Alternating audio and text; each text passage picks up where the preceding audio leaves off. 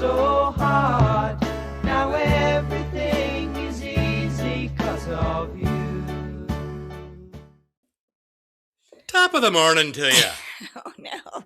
Welcome to Realtors Keeping It Real, Thoughts for Rent. And it's called that because Jennifer McKenna right here, my wife and the best real estate agent, the best darn realtor in Vegas, is the owner-operator of McKenna Property Management. So that's why our podcast is called Thoughts for Rent, because we rent out a lot of properties and we have a lot of thoughts. We have a lot of thoughts, and we are realtors keeping it real. Oh, we're keeping it real, all right. The thing that I like to do on these podcasts is spring the topic on you. Don't give you a chance. I hate that, by the way. I hate that, Max. I really do. I've asked him 4 or 5 times, what are we going to talk about on our podcast? He's like, oh, you'll see. You'll see. Does this shirt make me look fat? I'm wearing this shirt today that kind of leads into our topic. Well, let me read it. You don't scare me. I'm married to an Irish girl. Ah, that's you. That is me. And you don't scare me because nothing's scarier than a pissed off Irish woman. Let me tell you. I cannot deny that. I will not deny that. Kind of give it away a little bit. I know you like to have green thumb or green room or whatever. Evergreen. Will you please remember that? Evergreen episodes. Yes. However, it is March 13th today. Okay. Friday the 13th, leading into St. Patrick's Day next Tuesday. We're definitely not doing an evergreen episode, are we? Well, although it's about St. Patrick's Day, partly, so that's green. Okay. If you don't wear green, you get pinched. Correct. If this were things, I'd pinch you because you're not wearing green. I'm wearing green on Tuesday, I promise. But St. Patrick's Day is next week, and I love it. I'm not Irish, although I'm married to an Irish woman, but I love St. Patrick's Day because it's a day of celebration. It's a day where people kind of go a little nuts and open up and just kind of let go a little bit, and I love that. I think that's an important part of life. What do you think? I love it too. And you know, the one thing I was thinking about is the fact that back in 2020, when COVID kind of shut down the world, not kind of did shut down the world, the thing that I remember most distinctly is the fact that everything shut down right before St. Patrick's Day. And there was no St. Patrick's Day celebration as a whole in 2020. And that's the one holiday that I remember it completely affected. Yeah, people, that's a big go out and celebrate day. So well, it's a big group of party, meet up, do whatever you do for St. Patrick's Day. But it's kind of one of those, I mean, truthfully, it's like a made up holiday to just get a bunch of people together. Well, it kind of is. And it's not a bad holiday to make up, but you do get together, you gather with friends, you drink your green beer. Chicago makes the rivers all green. You have parades. I mean, it's a fun holiday. And during 2020, it all was kiboshed. Yeah, it was a bummer. I think probably some of the younger sets still got together and had their fun. I don't think so. Oh, I think they may have. Well, but what that brought to mind for me was to talk about where we came from. Okay. Where we came from. And obviously I wore my Irish girl shirt. You're Irish. St. Patrick's Day is coming up. So I think we would start with you. But the bigger question is, do people care where they came from anymore? I think they do. I think Ancestry.com really, that brought a lot of people into what is my ancestry? Where, what great grandparents were they? Were they part of the Civil War? Were they part of World War I, World War II? And now with technology and all that data that's coming in, you can really go back hundreds of years to find out what your family is. Where you came from. Yeah, that's true. That's true. But before that, though, people were still into family trees and finding out their lineage. I mean, my father, may he rest in peace, he had a huge family tree that he kept track of way back into his grandparents and their grandparents. And it was pretty cool. And then, of course, like you said, Ancestry.com came along. And before he passed away, that kind of was coming on. So he was pretty interested in it. But, yeah, I think that's unusual. Honestly, my grandma did. My grandma was too. So maybe I might be speaking out of turn. But the thing is I don't know a lot of people other than your dad and my grandma that took the time, because it's all handwritten, took the time to do their ancestry. Well, I think a lot of people did. Okay, well, that's good. It's a really cool thing to have. So I had a big poster of all of our family and all that stuff and all of our heritage. But I guess.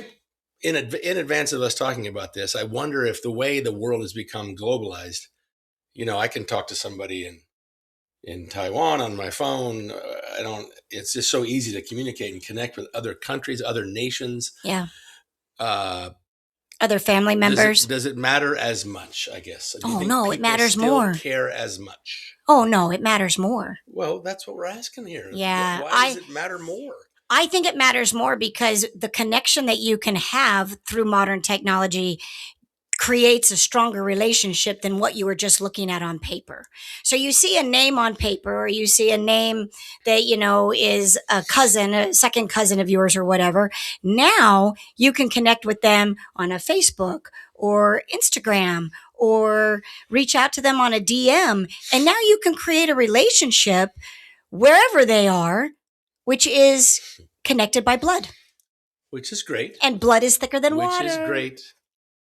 Oh, jeez. That's my older brother's saying. Brother Jeff, I know his quote. Tribute to Brother Jeff. What I'm asking is, you know, yes, you can connect with somebody that's halfway across the world in your bloodline, and you can talk to them and you can do all that stuff. Mm-hmm. But is it so unique anymore? The world's so easy to travel and view and see, and we see everything on the internet. And is it so unique? Like, let's say before the internet came around and you wanted to know about Ireland because you're from Ireland. You're near the country. That's your heritage. Right. You'd have to fly there. You'd have to go experience it. You'd have to go look up the villages where your people lived and where they came from. Now you just Google it, YouTube it, Chat GPT it, and you're looking at it on your computer screen. But that's not the same thing. I know it's not the same thing. I mean, it's available. Let's just say this. It's available. Max, you can go to Disneyland and experience it, or you can look at it on Google and experience it. Which one are you really going to do? I feel like maybe you raise your voice a little bit. I'm an Irish woman. I'm going to go do it. What I'm saying is not everybody, you can see videos of it. You can go, let's see what County Cork is like. And you go do a video and then you see it. And you're like, okay, I don't have to go there. I just saw it on video. No, you know what it does? Well, I just wonder. It just enhances you to want to go experience it. It gives you more information. Okay. It gives you more of the drive to plan that vacation so that you can really experience what you saw on the video in real life. Where are you from in Ireland? Ooh, I do not know. I don't know that. You're having this conversation? You don't know where you're from in No, Ireland? I just know that I'm Where from. are the McKennas are from? Right, so I'm second... There's probably McKennas all over the place. We did. We looked in the phone book. Up in there. Yeah. When we landed in Ireland, we went to a phone book and there was like, I don't know, 4 or 5 full-on pages of just McKenna. It was crazy. So, no, I don't know exactly what part of Ireland I'm from, but I do know that I'm just second generation. So my great-grandpa was directly from Ireland and came over and stopped at Ellis your Island. grandfather was born in America? My grandfather was, yes. Your father? Yes. Your third generation? Okay, sorry, third. Please. Okay. Please. Yes. What thing about, I've got this one to keep me in line. What about on your mom's side? She's got royalty on her side. Whoa. What country is it? Do we know what country? England. She has a bit of royalty that came on my mom's side on the English. Do you know this? I mean, is it? Yeah, she showed it to me. Not just saying that because it's Bridgerton. No. Well, I do love my Bridgerton, but no, that was the fun part about when she went into all of her ancestry. She has long time ago somebody in her family that married into royalty, and then once you're married into royalty, you become royal. Oh well, that's very cool. Very cool. So you're Brit. You have English, mm-hmm. and you have Irish, and on my mom's side, Dutch. Really? Max likes that because his favorite F1 race car driver is Max Verstappen, who is Dutch and Belgian. Well, he's Dutch. No, absolutely. The orange love him. Mm-hmm. So, but have you gone far back and looked at ancestors much, or not necessarily? The truth is I find it interesting for a small second. Like I look at it and I'm like, is that a squirrel? Well, yeah. So I'll look at it and I'll go, wow. And then mom will tell me some stories and dad will tell me some stories. And I find those to be really interesting as long as they know the details of the stories. But the minute you go so far back that you're just looking at a name, that's kind of, I'm like, okay. Well, I mean, are you just looking at a name, or do they have a story that if you delve a little deeper? Well, I feel like maybe your brother Jeff might be into finding more. Oh, yeah. Now, I had a great thought, and it has flown away from my brain. I'm sorry. Well, what is your background? Since your dad did do all of that. I found my thought. Okay, what is it? Before we get into it. There's like a test you can do or something where it takes your blood and then... No, it's a swabbing of your mouth. A swabbing of your mouth? Uh-huh.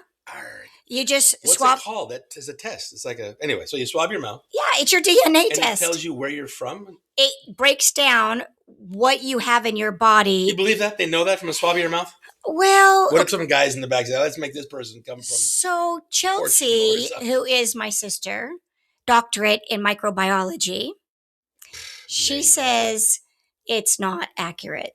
Oh, really? Yeah, she says it can't be accurate. So she's got a lot of understanding of it. And so I'm thinking it's a fun thing. It's a lot of people do it. I know. And it's fun and it's exciting. And, you can figure out what you're all made of, what your highest percentages would be Swiss or Dutch or Irish or whatever. Would you do it?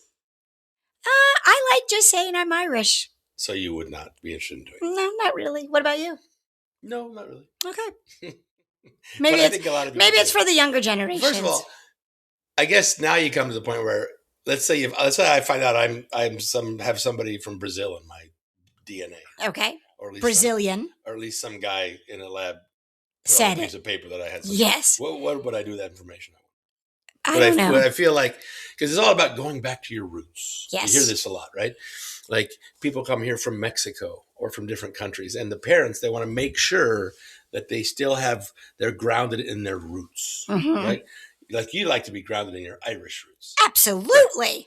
It's the only way I can justify my temper. If you did that test and found out there was a little bit of Portuguese, would you like, I got to go find out more about Portugal now? No. That's probably just like you, though. Probably That's you me. And me. Yeah.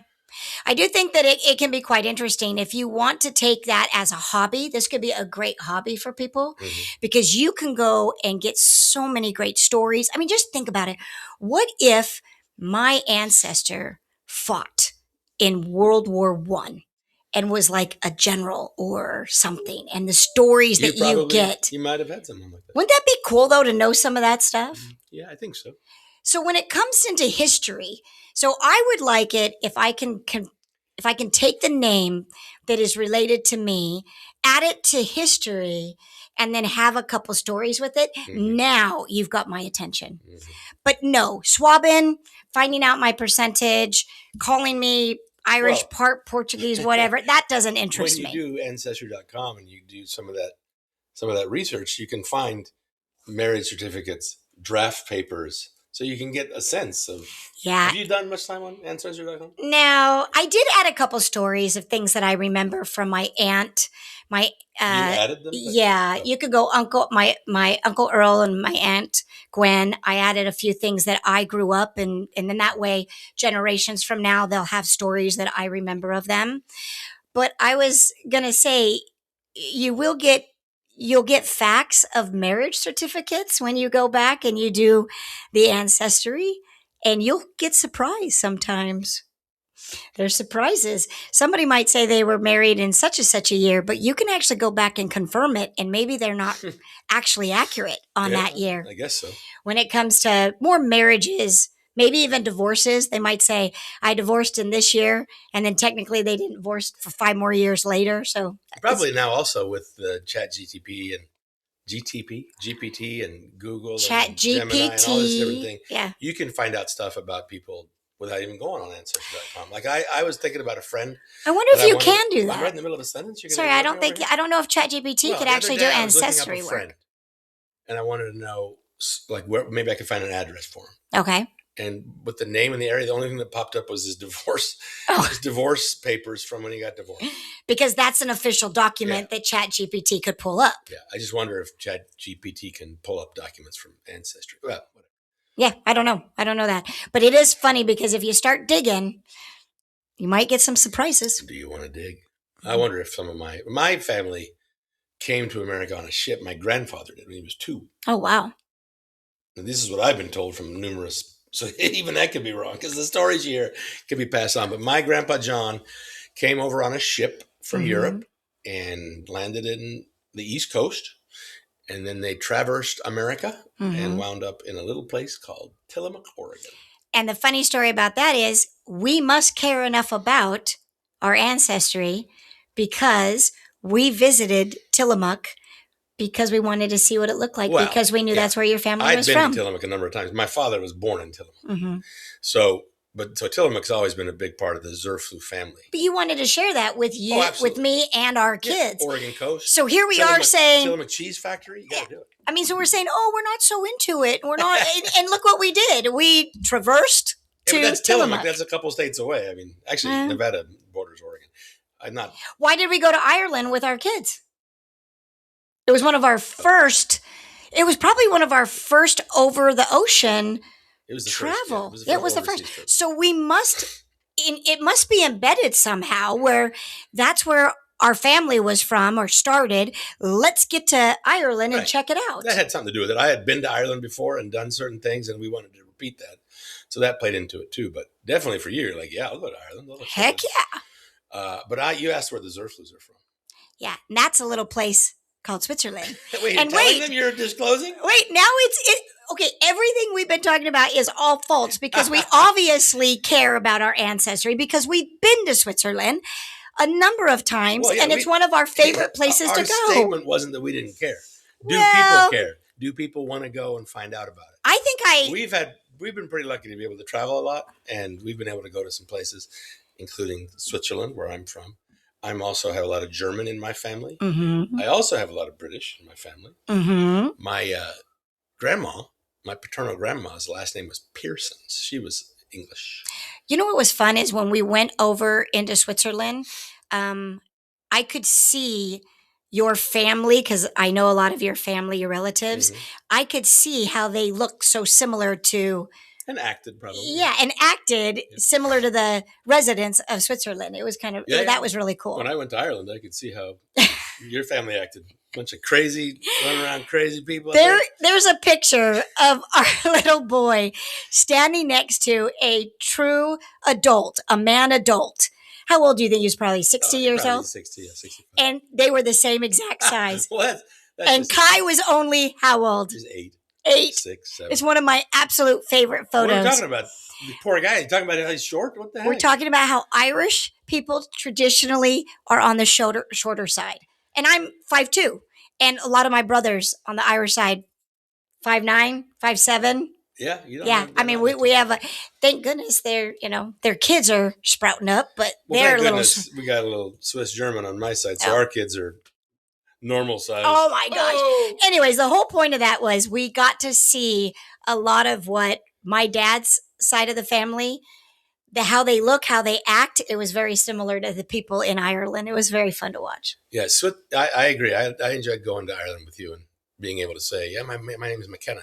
Same difference when we landed in Switzerland. We went up to and said, let me check out the Zerflus. I know. Because in Las Vegas, there's 2 out of 3 million people. Yes. And we pulled up and there's a bunch of Zerflus. Which was crazy to me because... Oh, yeah. Zerflu was a really bizarre name when I met you. I was like, it's not bizarre anymore. People do not even know. It's a very scary way to spell it. It's Zurflueh.